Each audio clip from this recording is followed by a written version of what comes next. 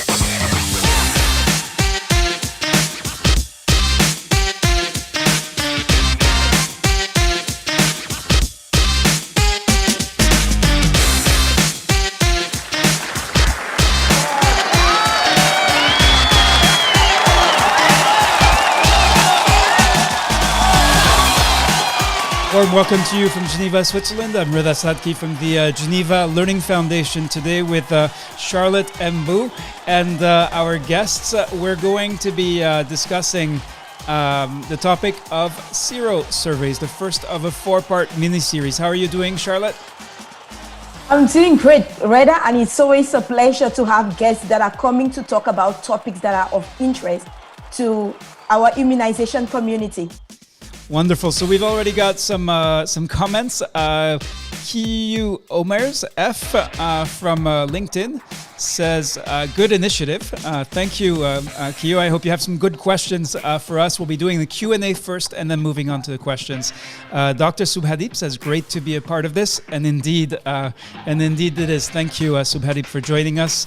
Imam Wada Bello says, nice joining you from Kano, Nigeria. And then Iyad Abdelgadir also sends his greetings. All right, let's jump in. So we have with us Andrea Carcellin and Bill Moss. So Andrea, we're going to start with you. Can you introduce yourself?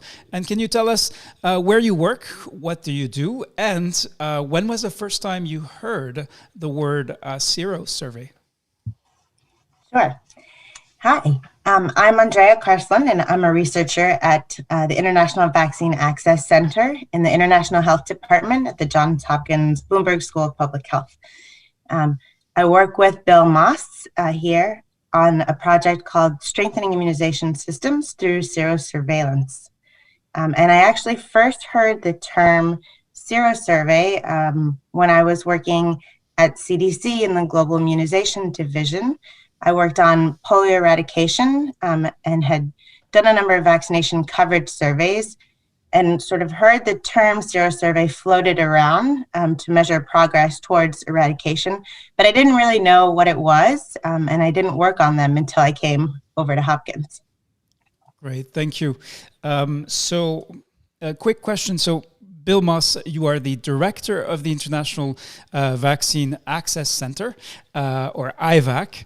Can you tell us when was the first time you heard the word serosurvey, and what does IVAC do exactly around this topic? Yeah, so thanks, Reda, and welcome everyone. So I first heard about serosurveys early in my research career. I started working on measles and understanding the pathophysiology of measles in Lusaka, Zambia, about 2 decades ago, and I did my first serosurvey, I think, in about 15 years ago. So it was in the context of understanding immunity to measles that I first heard about the term serosurvey, and we can talk more about that in this mini-series. So IVAC, the International Vaccine Access Center, is a center based at the Johns Hopkins Bloomberg School of Public Health. We celebrated our 10th anniversary last year, and our mission is to accelerate global access to life-saving vaccines through the development and implementation of evidence-based policies.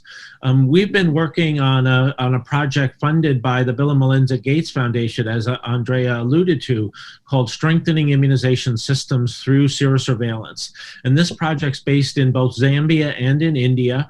It's focused on measles and rubella serosurveys, but obviously there are broader implications. And we're really trying to understand both the feasibility and utility of serosurveys, particularly for how serosurveys can guide immunization programs, and we'll talk more about that. Great. Thanks, Bill. So IVAC has produced new digital resources on serosurveys. I believe we actually have the link. Can we share with folks who are watching the first part of this 4-part miniseries and give them sort of early access? Would that be okay with you? All right. So the link is serosurveytools.org, and we're not going to go through it now, but I invite you, if you're looking at this right after the this first part of the mini-series, you will be able to go and visit serosurveytools.org. Great. All right, let's dive in. It is Charlotte who is going to ask you really a set of questions, looking at one aspect of serosurveys and digging in to really the essential questions, and then we'll turn to the folks on Facebook, LinkedIn. Facebook, LinkedIn, Twitter, and YouTube, who are following, and we have viewers joining from all over the world. So Charlotte, over to you. Thank you very much, Reda, and hi, Bill and Andrea. It's so great to have you with us today, and I'm looking forward to getting you answer my questions. Now, the very first question I really want to hear, and Reda, just to say, the first time I heard the word serosurvey was earlier this year. So before COVID, I had never heard that word. So what is a serosurvey? Bill or Andrea? Sure, I can answer that one. Serosurveys are studies that test bodily fluids, usually blood, hence the sero part, but it can also use things like oral fluid to estimate what proportion of the population has been exposed to a pathogen. So as you mentioned, now there are a lot of serosurveys underway, for example, for SARS-CoV-2, to look at what percentage of the population has been exposed. And that could be exposure due to either vaccination or natural infection. Okay, and why is it useful? What are the uses of serosurveys? Why should they be conducted? Sure. They're useful because they can help to estimate, as I mentioned, sort of what proportion of the population has been exposed. But conversely, that can also tell you how many people might remain susceptible to that pathogen. They can be particularly useful for detecting things that are asymptomatic infections, as again is the case for SARS-CoV-2. And for vaccine preventable diseases, which as Bill mentioned, we focus on measles and rubella, they can also help us to identify which age groups should be targeted for vaccination. If you're doing a vaccination campaign, they can help you evaluate the impact of that campaign.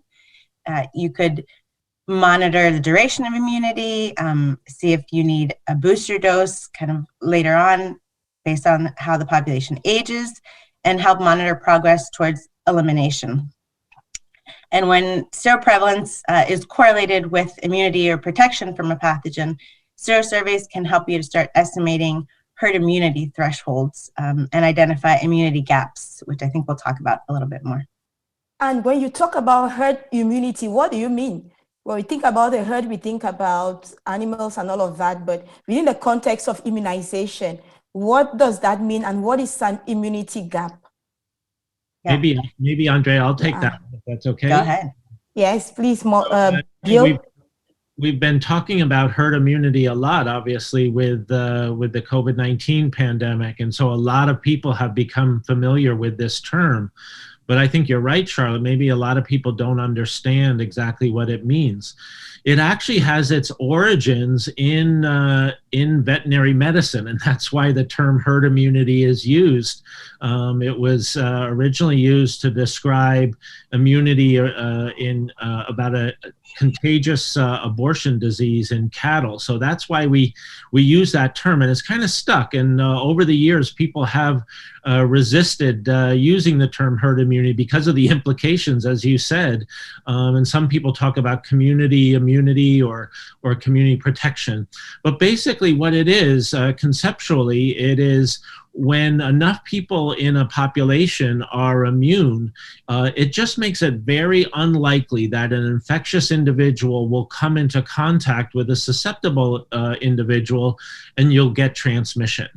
And so that's the idea that when a certain proportion is immune, basically the infection will die out or the outbreak will die out. And that's why it's such an important concept, particularly for vaccine preventable diseases, where we try to build up this quote herd immunity through vaccination. So, Bill, can you give a few examples of some vaccine preventable diseases that could actually be prevented through herd immunity? Yes. So there are many, but I think the classic examples are measles probably and rubella. So the way we think about it, there's a very simple, we think about it in terms of what's called the reproductive number, which is the average number of infected of cases that will develop with a single infectious individual. And it's a measure of contagiousness. And using that number, that estimate of the basic reproductive number, we can estimate, get a rough guide on what the herd immunity threshold is.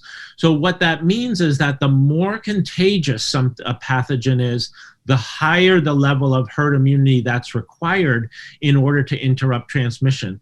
So take measles virus, which is one of the most contagious viruses we know. That has a reproductive number of on the order of 12 to 18, meaning in a completely susceptible population, a single infectious individual could infect up to 12 to 18 other people. Based on that number, we estimate that the herd immunity threshold for measles is between 93 and 95%. That's very high, and that's really why measles elimination and eradication are so challenging. Now for SARS coronavirus 2, the estimated basic reproductive number is on the order of 2 to 3. So then maybe the herd immunity threshold's on the order of 50 to 66%, basically. Now there are a lot of simplifying assumptions in that little formula that I use to calculate herd immunity threshold, but that gives us a rough idea, at least of the relative differences, let's say, between measles and SARS coronavirus 2 in terms of herd immunity. Thank you very much, Bill. I may want to turn to Andrea, just in line with what you just said. Is it possible, can immunity gaps be identified using vaccination coverage surveillance or vaccination coverage data surveillance? And why do we really need serosurveys? If we can just look at the coverage and say if coverage is not up to 90%, then it means there is an immunity gap. Why do we really need serosurveys to do that? Sure. So like you said, you can use that vaccination coverage to start to estimate what proportion of people might be vaccinated. But when you give a vaccine, that doesn't necessarily cause an immune response in all children or adults. But for that reason, you might still have part of the population that even though they've been vaccinated, they're not actually immune yet. And so you won't see that gap if you're looking just at vaccination coverage. Versus if you're doing a serosurvey, it's a more direct measurement of population immunity, and you'll be able to catch who is actually still remaining susceptible in your population.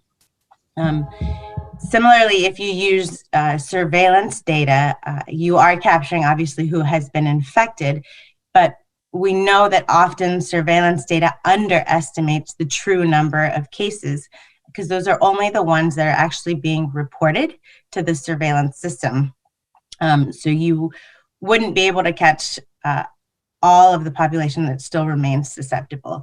So because of those two things, serosurveys are a better measurement, and you're able to capture the people who have been protected either through vaccination or through natural infection. So it really gives you a clearer picture of your population immunity.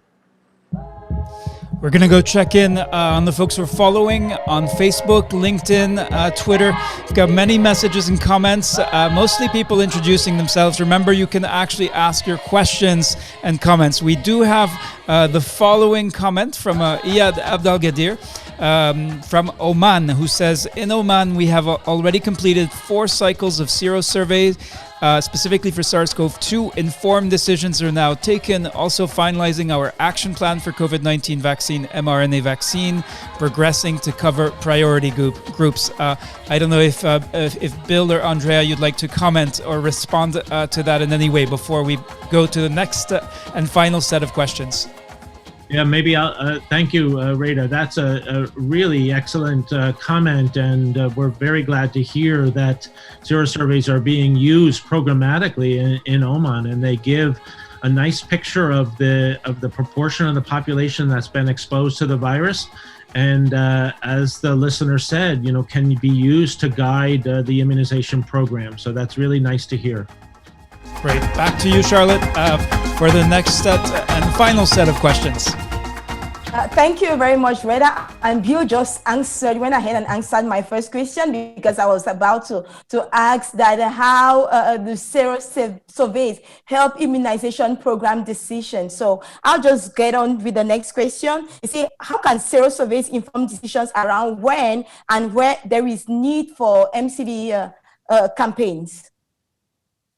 Yeah, so I can take that one, Charlotte. And in a number of ways, but I think as Andrea said earlier, serosurveys can help identify immunity gaps that aren't really recognizable with routinely collected data, whether that's vaccine coverage data and case-based data. And serosurveys are helpful in a number of ways. One is that they can identify these immunity gaps, particularly in older individuals, that can be very difficult to identify using vaccination records or recall, for which we all know there's a lot of uncertainty around.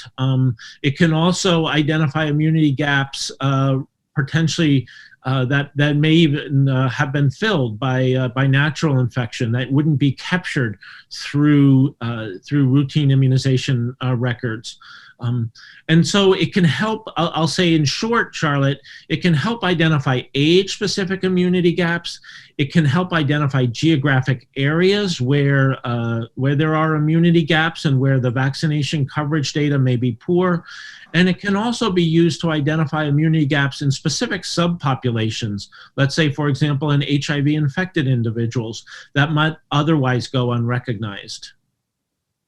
Thank you very much, Bill, for answering that question. Now, Reda, I don't know, I'm sure your eyes are on our platforms looking out for questions, because I have one last question I'll start with Andrea. It has to do with the SARS-CoV-2, because you said earlier that with SARS-CoV-2 and the COVID-19 pandemic, there's a lot of serosurveys that have been going on here and there. So my question is, how can data from SARS-CoV-2 help be used to inform the pandemic response and maybe the rollout of a COVID-19 vaccine? And this is specifically data from SARS-CoV-2 serosurveys, of course. Yes, definitely, Reda. Yeah, so I think the listener from Oman started to talk about this. I think serosurveys can be really useful for SARS-CoV-2 to help us identify really the true extent of the outbreak, to look at the geographic distribution, and maybe identify hotspots or particular groups that have been hit hard by the SARS-CoV-2 outbreaks. They could also give us better surveillance data to get a better understanding of how many cases there have really been because of underreporting in setting up the surveillance systems and because not everyone gets tested. And I think Bill alluded earlier to what we think the herd immunity threshold might be for SARS-CoV-2. So a serosurvey can help us monitor progress towards that herd immunity threshold, particularly, as you mentioned, as the vaccine rollout happens. We'll want to continue to monitor and track because now the surveillance data will only tell you who's infected and the vaccination data will only tell you who has been vaccinated. But to get the full picture of who is immune, the serosurvey can help track that a little bit better. I don't know, Bill, if you have anything to add. Yeah, no, I think, Andrea, that captures a lot of it. We know, particularly with SARS coronavirus 2, that there's a lot of asymptomatic infection. So as Andrea said, it really gives a much truer picture of the extent of the outbreak in a particular community, more so than reported case data. And that's really important for understanding, for example, the infection mortality rate. What proportion of individuals who are actually infected die? You really need that denominator data. And then, as Andrea said, as vaccines are rolled out, we can track that progress toward herd immunity. Although I'll say that's going to be quite some time from now, because it's going to be a long time before we have enough vaccine doses to really reach the global population. Okay, thank you, Bill and Andrea. So if I got you right, it means information from SARS-CoV serosurveys can also help to prioritize which communities or which age groups should receive the vaccines first. If I could use layman's language, is that it? Well, I think, Charlotte, at least what we're seeing in the United States is that the priority groups are healthcare workers and residents of long-term care facilities. And, each country will have to make their own decision as to what are the priority groups when they have limited number of doses. And it may be that serosurveys may not inform that early decision, but I think it'll be more important going forward as more vaccine doses become available. And it certainly helps tell individual countries and EPI programs where the outbreak has been most severe within their country. Thank you very much, Bill. Reda, any questions from our viewers this afternoon? All right, thank you, Charlotte and Bill and Andrea. We've got a comment from India and then a question. And I think if we're over time, but it'd be good to unpack that question. So first of all, Subhadeep says, in India, we're planning for a third round of serosurvey by ICMR. I'm going to ask you, can you clarify what is ICMR and how it fits in? Andrea or Bill, quickly. Yes, so ICMR is the Indian Council of Medical Research. It's really the government medical research arm and a fantastic organization. We at IVAC work very closely with ICMR on our serosurveys in India, and their institution, the National Institutes of Epidemiology, has really led these first two rounds of serosurveys for SARS-CoV-2 in India. And as the listener said, are planning a third one. And doing these serial serosurveys are really valuable because you get to see, they're really informative in telling you on the progress of the epidemic in a particular country. You can really see how fast it's spreading, not just how widespread it is, but how fast it's spreading through these serial serosurveys. So very important work led by ICMR in India. Great, thank you, Bill. And then we have this comment that I'd like you to unpack, or actually a question. So from Rajendra Kumar on Facebook, who says, as we know that vaccines against COVID-19 are now available, do we need to go for serosurvey post-introduction to no seroconversion sort of thing? So I'm not sure I fully understand the question, but you seem to, Bill, please. Yes, I mean, I think as Andrea alluded to earlier, serosurveys might be helpful in really tracking progress toward a purported herd immunity threshold. But the phase 3 trials of these vaccines really show us the protective efficacy of these vaccines. So I don't think at an individual level we'll need to look for seroconversion after vaccination. Hopefully we'll know from the phase 3 trials whether or not, what proportion of individuals really respond to this vaccine. So I don't see that being done to monitor individuals' responses to the vaccines. Great, thank you, Bill. As we're getting close to wrapping up, I just want to point everyone to the special event that you can watch at any time on the website learning.foundation.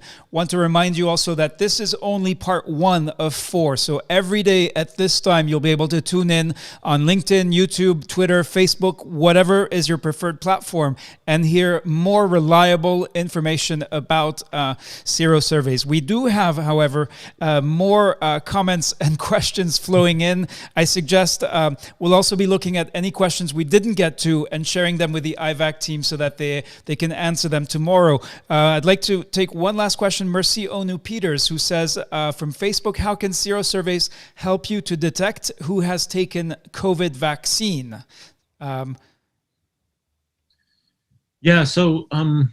The vaccine induces antibodies to the spike protein, the surface protein of SARS coronavirus 2. But people who have natural infection also have antibodies to that spike protein.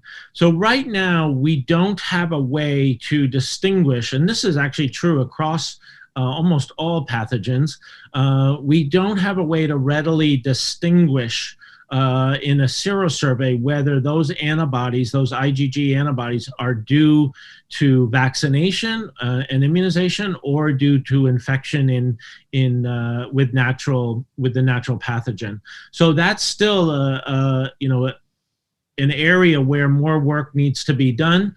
We at IVAC are working somewhat in this area, but distinguishing vaccine acquired from natural immunity is still challenging in serosurveys. Thank you, Bill. And we have this comment from Green Sadru, who says, hello, everyone. Really, it is high time to have serosurveys given various challenges to confirm public immunity. I see you nodding, Bill. Would you like to, again, explain and provide the context? Yes, we recognize that serosurveys can be very challenging to implement. They can be expensive, and we're going to talk later in this series on how best to implement serosurveys and what the challenges are. So we're not naive to the fact that these are not trivial to pull off and to pull off accurately. But we also agree with the listener that these can be very valuable tools to guide immunization programs, to understand the extent of infection with a pathogen such as SARS coronavirus 2. And what we're trying to do, and would like to work with your team here, Rada, and all the listeners, is to figure out how best to use serosurveys to guide immunization programs and pandemic responses, so that they're not overwhelming, but that they provide very useful information programmatically. Great. All right.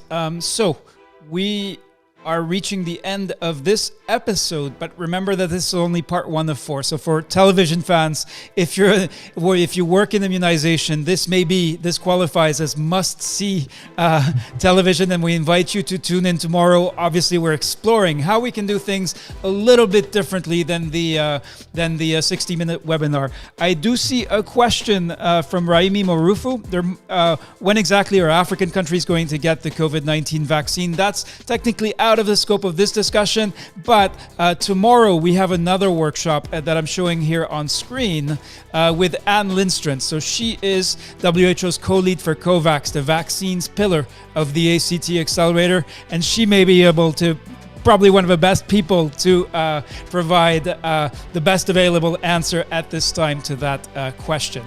Just want to thank everyone for having joined us. If you'd like to know more about the topic of serosurveys, we do have this special event which was done with IVAC over the summer.